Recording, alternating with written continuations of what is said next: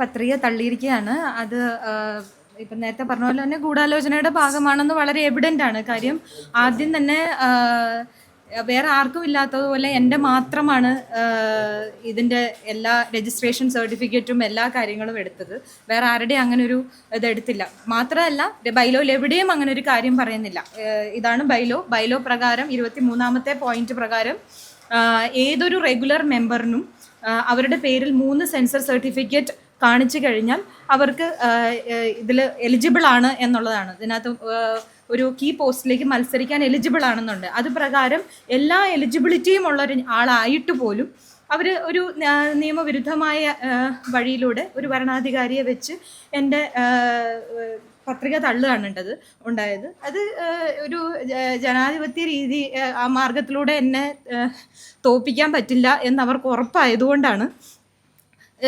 ശരിക്കും പറഞ്ഞാൽ മത്സരിച്ച് ജയിച്ച് കാണിച്ചു തരികയാണ് ഇവർ ചെയ്യേണ്ടത്. അതിന് പകരം അങ്ങനെ ജയിക്കാൻ പറ്റില്ല എന്ന് ഉറപ്പായപ്പോൾ ഇങ്ങനൊരു ഭരണാധികാരിയെ, ഇതൊരു അനധികൃതമായ അപ്പോയിൻമെൻ്റ് ആണ് ഈ ഭരണാധികാരിയുടെ പോലും.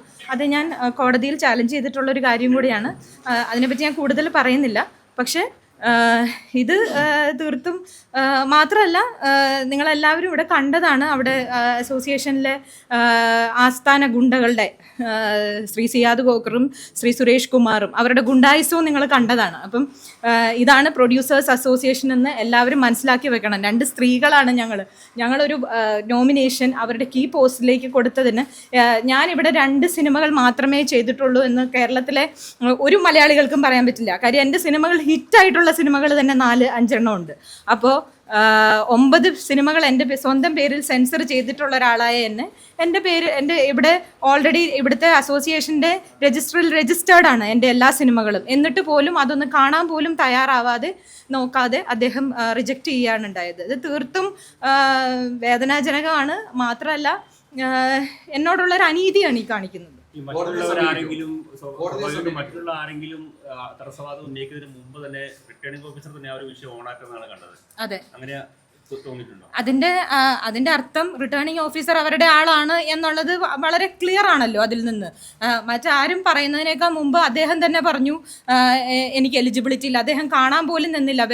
വേറൊരാളുടെയും ഇത്രയും നോമിനേഷൻസ് അവിടെ നോക്കിയിട്ട് എൻ്റെ മാത്രമാണ് പേപ്പേഴ്സ് എല്ലാം എടുപ്പിച്ചത്.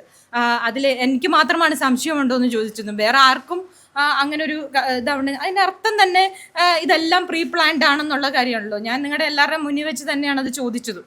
ഇതിനെ നിയമപരമായി നേരിടാനാണോ? തീർച്ചയായിട്ടും നിയമപരമായി തന്നെ നേരിടും. കാര്യം ഇതൊരു അനീതിയാണ്. ഇവിടെ കോടതി നിയമമൊക്കെ നിലനിൽക്കുന്ന സ്ഥലം തന്നെയല്ലേ. ഇങ്ങനെയൊരു അനീതിക്ക് ഇവർക്കത് ഈ അസോസിയേഷനിൽ വർഷങ്ങളായിട്ട് ഇവർ നടത്തിക്കൊണ്ട് പോരുന്ന കാര്യങ്ങളാണ്. അതിനെ ചോദ്യം ചെയ്യാൻ ആളുകൾ വന്നത് ഇപ്പോഴാണ്. എക്സിക്യൂട്ടീവിലേക്ക് മത്സരിക്കാമെന്ന് തോന്നുന്നല്ലേ? അത് കണ്ടിന്യൂ ചെയ്യാനാണ് തീരുമാനം? എക്സിക്യൂട്ടീവിലേക്ക് ഞാൻ ഇട്ടിട്ടുണ്ട്. പക്ഷേ ഞാൻ പ്രസിഡൻ്റായിട്ട് തന്നെ മത്സരിക്കാനാണ് എൻ്റെ തീരുമാനം. പ്രസിഡൻ്റായിട്ട് അവരെന്നെ മത്സരിച്ച് തോൽപ്പിച്ച് കാണിക്കട്ടെ, അല്ലാതെ ഇങ്ങനെയല്ലല്ലോ ചെയ്യേണ്ടത്. രാകേഷിന് ധൈര്യം ഉണ്ടെങ്കിൽ എന്നെ മത്സരിച്ച് തോൽപ്പിച്ച് കാണിച്ചു തരട്ടെ. അത് അല്ലാതെ ഇങ്ങനെ അവരുടെ ഒരാളെ വെച്ച്, ഭരണാധികാരിയെ വെച്ച് ഒരു നിഷ്പക്ഷനല്ല എന്നതിന് കൃത്യമായ തെളിവാണല്ലോ 25 വർഷമായ ഒരാളിരിക്കുന്നത് തന്നെ. പിന്നെ നമ്മുടെ ബൈലോ പ്രകാരം അങ്ങനെ ഒരു ഭരണാധികാരിയെ വെക്കാൻ എവിടെയും പറഞ്ഞിട്ടില്ല. കോടതിയെ സമീപിച്ച് ചെയ്യുമ്പോൾ അതിനൊരു കാലതാമസം ഉണ്ടാവും. അതുകൊണ്ടാണ് അദ്ദേഹം ചോദിച്ച എക്സിക്യൂട്ടീവ് സ്ഥാനത്തേക്കെങ്കിലും അതിനൊരു സർട്ടിഫിക്കറ്റ് പറയുന്നതാണ്. അതിലേക്ക് ഉറച്ചു നിൽക്കുന്നുണ്ടോ? ഉണ്ട്. അതിൽ എന്തായാലും ഈ അസോസിയേഷനിൽ കയറുക എന്നുള്ളത് തന്നെയാണ്. അത് ഞാൻ മത്സരിക്കും. അത് ഞാൻ മത്സരിച്ച് തന്നെ കയറും. അത് എല്ലാവരും അറിയേണ്ടതാണ്. ഇവിടുത്തെ ഞാൻ നേരത്തെ പറഞ്ഞതുപോലെ തന്നെ ഇവിടെ ഒരു ഭരണവിരുദ്ധ വികാരം മൊത്തമായിട്ട് കുറച്ചു പേരുടെ ഒരു കോക്കസിനകത്താണ് മലയാള സിനിമ മൊത്തം ഇരിക്കുന്നത്. ആ കോക്കസ് ഇവിടെ വളരെ സജീവമായിട്ട് വർക്ക് ചെയ്യുന്നുണ്ട്. അതാണ് ഇപ്പം നിങ്ങളെല്ലാവരും ഇവിടെ വിറ്റ്നസ് ചെയ്തത്. എന്താണ് ഇവിടെ കണ്ടത്? ഇപ്പം സുരേഷ് കുമാറും സിയാദ് കോക്കറും അടക്കമുള്ള ആളുകൾ കാണിക്കുന്ന ഗുണ്ടായുസവും ഇപ്പം നിങ്ങളെല്ലാവരും കണ്ടാണ്. ഇതാണ് മറ്റുള്ള എല്ലാ നിർമ്മാതാക്കളോടും ചെയ്യുന്നത്. ഇവിടെ ഒരു നോമിനേഷൻ കൊടുക്കാൻ പോലും ആരെയും സമ്മതിക്കാറില്ല. എങ്ങനെ ഇതിന്റെ ഒരു പ്രശ്നം പരിഹരിക്കാന്ന് കരുതി? ഇപ്പൊ ഈ പറഞ്ഞ കാര്യങ്ങൾ ബോധിപ്പിച്ചിട്ടും ഇവിടെ എനിക്ക് വേറെ വഴിയില്ലല്ലോ. എനിക്ക് കോടതിയെ സമീപിക്കുക എന്നുള്ളത് മാത്രമല്ലേ വഴിയുള്ളൂ. കാരണം ഇവിടെ ഒരു റിട്ടേണിംഗ് ഓഫീസറെ വെച്ചേക്കുന്നത് പോലും അവർ തന്നെ വെച്ചിരിക്കുന്ന ആളാണ്. അപ്പൊ എനിക്ക് അവിടെ നീതി കിട്ടുന്നില്ലല്ലോ. ഇപ്പൊ നിങ്ങൾ എല്ലാവരും കണ്ടതാണ്. അപ്പൊ നീതി കിട്ടാത്തവിടത്ത് എനിക്ക് കോടതിയെ സമീപിക്കാനേ വഴിയുള്ളൂ. പിന്നെ ഇലക്ഷൻ പ്രോസസ്സ് ഓൾറെഡി സ്റ്റാർട്ട് ആയതുകൊണ്ട് എനിക്ക് അറിയത്തില്ല. അതെല്ലാം ഇനി കോടതിയുടെ ഒരു 100% മെറിറ്റ് ഉള്ളൊരു കേസാണ് എൻ്റെത്. ഞാൻ സിനിമകൾ ചെയ്തിട്ടുള്ളതാണെന്ന് ഇവിടെയുള്ള മലയാളികൾക്ക് എല്ലാവർക്കും അറിയാവുന്നതാണ്. ഞാൻ 3-ൽ കൂടുതൽ സിനിമകൾ ചെയ്തിട്ടുള്ള ഒരു നിർമ്മാതാവാണ്. എൻ്റെ പേരിൽ 9 സിനിമകളോളം സെൻസർ സർട്ടിഫിക്കറ്റ് ഉള്ള ഒരാളാണ്. അപ്പം നമ്മുടെ ബൈലോ പ്രകാരം ഏതൊരു റെഗുലർ മെമ്പറിനും, ഞാനിപ്പോൾ ഒരു റെഗുലർ മെമ്പറാണ്, ഏതൊരു റെഗുലർ മെമ്പറിനും 3 സെൻസർ സർട്ടിഫിക്കറ്റ് അവരുടെ പേരിൽ കാണിച്ചു കഴിഞ്ഞാൽ അവർക്ക് ഇവിടെ മത്സരിക്കാം എന്ന് തന്നെയാണ് പറയുന്നത്. ഇപ്പോഴും 2 സിനിമയാണ് അംഗീകരിക്കുന്നത്. സന്ദ്ര തോമസ് പ്രൊഡക്ഷൻസ് എന്ന പേരിൽ ഇറങ്ങിയ 2 സിനിമകൾ മാത്രമാണ് രേഖാമൂലം ഇവിടെ ഉള്ളതെന്നാണ് അവർ പറയുന്നത്, ഭരണാധികാരി പറയുന്നത്. സെൻട്രൽ ബോർഡ് ഓഫ് സർട്ടിഫിക്കേഷൻ ആണ് എനിക്ക് തന്നിരിക്കുന്നത്. ബാക്കിയുള്ള സർട്ടിഫിക്കറ്റ് എല്ലാം അത് ഇവർ അംഗീകരിക്കാതിരുന്നതുകൊണ്ട് അതൊന്നും മങ്കിപ്പൻ എന്ന് പറയുന്ന സിനിമ എന്റെ അല്ലാതാവുന്നില്ലല്ലോ, ആട് എന്ന് പറയുന്ന സിനിമ എന്റെ അല്ലാതാവുന്നില്ലല്ലോ. വിജയബാബു വാങ്ങി എന്നാണ് ഒരിക്കലും സെൻസർ സർട്ടിഫിക്കറ്റ് എഴുതിയ ആളുടെ ഞാൻ ഇനി ആ ആളുടെ പേരിലേക്ക് എഴുതി കൊടുക്കുകയാണെന്ന് പറഞ്ഞ് എനിക്ക് എഴുതി കൊടുക്കാൻ പറ്റില്ലല്ലോ. സെൻസർ സർട്ടിഫിക്കറ്റ് ഒരു ഒറിജിനൽ സിനിമ ആരുടെ പേരിലാണോ അത് അവരുടെ പേരിൽ തന്നെയാണ്. ഒരിക്കൽ സെൻസർ ചെയ്ത സിനിമ പിന്നീട് ആർക്കും മാറ്റാൻ പറ്റില്ല. അതെ, മെമ്പർഷിപ്പിന് വേണ്ടി ബാനറാണ് വേണ്ടത്. അതുകൊണ്ട് തന്നെയാണ് ഞാൻ ഇത്രയും നാളും വെയിറ്റ് ചെയ്തത്. കാര്യം ഒരു സിനിമ ചെയ്ത ആളെ നേരത്തെ നിങ്ങൾ തുടക്കത്തിൽ ശ്രദ്ധിച്ചു കാണും, ഭരണാധികാരി പറഞ്ഞു ഒരു സിനിമ ചെയ്ത ആൾക്ക് ഇവിടെ അസോസിയേഷനിൽ മെമ്പർ ആവാം. പക്ഷേ കഴിഞ്ഞ മുമ്പത്തെ വർഷം ഒരു സിനിമ ചെയ്തിട്ടുണ്ടായിട്ടും എന്നെ മെമ്പർ ആക്കിയില്ല. അതുപോലെ തന്നെ ഒരുപാട് നിർമ്മാതാക്കളെ ഇവിടെ മെമ്പേഴ്സ് ആക്കിയിട്ടില്ല. അവർ പറയുന്ന റീസൺ 2 സിനിമകൾ ചെയ്തെങ്കിൽ മാത്രമേ മെമ്പർ ആവാൻ പറ്റുള്ളൂ എന്നാണ്. 2 സിനിമകൾ ചെയ്തതിന് ശേഷം 2 സെൻസർ സർട്ടിഫിക്കറ്റ് കൊടുത്തതിന് ശേഷമാണ് ഇപ്പോൾ ഞാൻ മെമ്പർ ആയേക്കുന്നത്. അത് പ്രകാരം ഞാൻ റെഗുലർ മെമ്പർ ആണ്.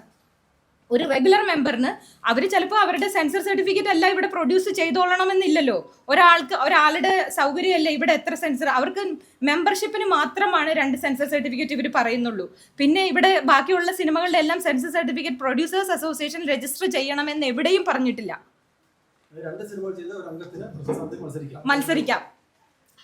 2 സിനിമകൾ ചെയ്തല്ല, പ്രസിഡന്റ് സ്ഥാനത്തേക്ക് മത്സരിക്കണമെങ്കിൽ റെഗുലർ മെമ്പർ ആയിരിക്കണം. അവർക്ക് 3 സെൻസർ സർട്ടിഫിക്കറ്റ് ഉണ്ടായിരിക്കണം. അത് ഒരേ ഫേമിന്റെ തന്നെ ആയിരിക്കണം എന്ന് എവിടെയും പറഞ്ഞിട്ടില്ല. അതേപോലെ തന്നെ ഇവിടെ പെൻഷൻ മേടിക്കുന്നതെല്ലാം പലരും പല ബാനറുകളിൽ നിന്നാണ്. അപ്പം മാത്രമല്ല ഇതിനു മുമ്പുള്ള ഇലക്ഷനുകളിലും പലരും പല ബാനറുകളിൽ നിന്നാണ് മത്സരിച്ചിരിക്കുന്നത്. ഈ ഒരു പ്രാവശ്യം മാത്രമാണ് ഇങ്ങനെ ഒരു ഡ്രാമ ഇവിടെ നടന്നിരിക്കുന്നത്. ഇപ്പൊ തന്നെ എന്റെ പോലെ തന്നെ 2 ബാനറിൽ സിനിമ ചെയ്തതാണ് വിശാഖ് സുബ്രഹ്മണ്യം. വിശാഖിന്റെ 2 ബാനറിൽ 2 സിനിമകളാണ് ചെയ്തേക്കുന്നത്. വിശാഖിന്റെ അവർ അക്സെപ്റ്റ് ചെയ്തു, എന്റെ എന്തുകൊണ്ട് അക്സെപ്റ്റ് ചെയ്തില്ല? ഞാനൊരു സ്ത്രീ ആയതുകൊണ്ടാണ്.